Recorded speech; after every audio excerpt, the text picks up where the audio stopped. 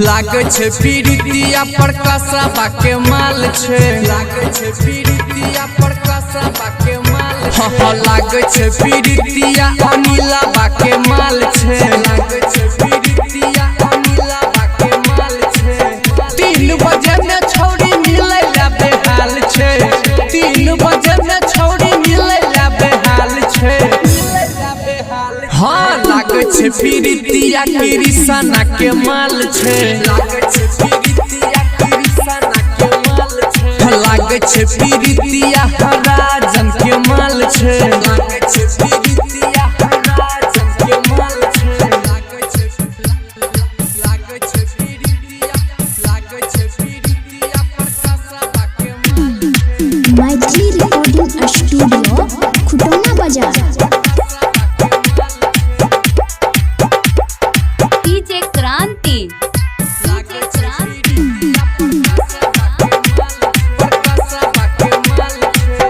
ओढ़ के ललकी ओढ़निया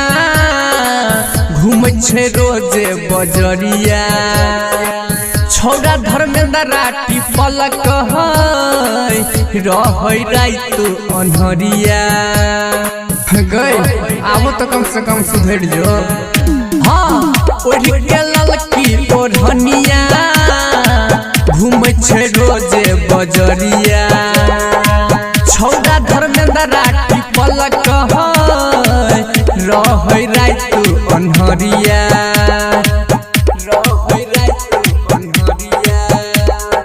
ओही दिन से मिथिला में मचल धमाल छे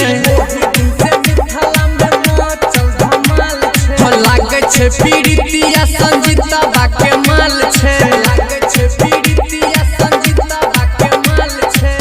पाता में रहे उ के कर माल छे पाता में रहे उ के कर माल छे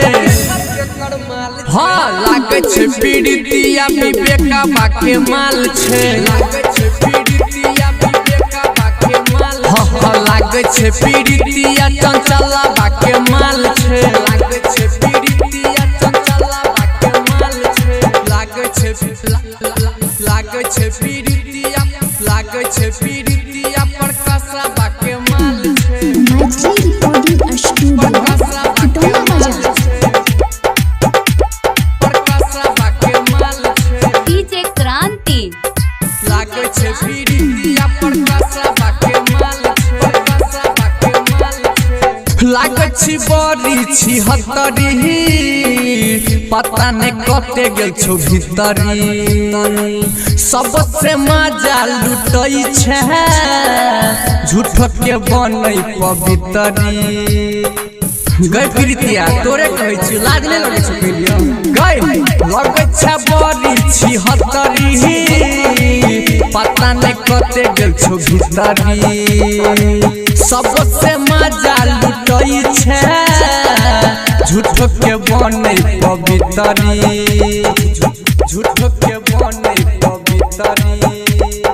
ओकर चक्कर में छौड़ा सत्यम बेहाल छे चक्कर में छौड़ा सत्यम बेहाल छे लागे छे पीड़ितिया अंकिता के माल छे लागे छे पीड़ितिया अंकिता के माल छे 3 बजे में छौड़ी मिले ला बेहाल छे 3 बजे में छौड़ी मिले ला बेहाल छे